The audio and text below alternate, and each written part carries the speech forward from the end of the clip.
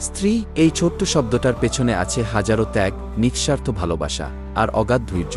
তাকে আমরা যতটা সহজে নিই, ইসলাম তাকে দিয়েছে ততটাই মর্যাদা। রাসূল সাল্লাল্লাহু আলাইহি ওয়াসাল্লাম বলেছেন, তোমাদের মধ্যে সেই ব্যক্তি উত্তম, যে তার স্ত্রীর সঙ্গে উত্তম ব্যবহার করে তিরমিজি।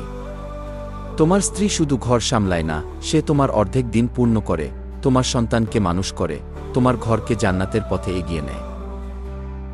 তুমি যখন ঘুমাও, সে জেগে থাকে সন্তানের পাশে। তুমি যখন ক্লান্ত হয়ে ঘরে ফিরো, সে হাসি মুখে তোমার দরজায় দাঁড়িয়ে থাকে।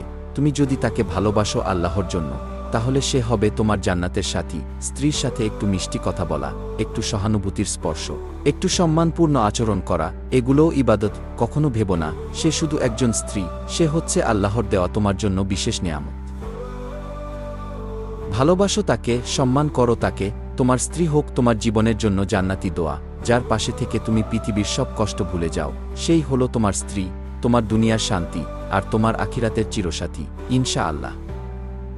আসুন আমরা আমাদের স্ত্রীদের ভালোবাসি, তাদের সম্মান করি আর ঘরকে বানিয়ে তুলি জান্নাতের একটি দরজা।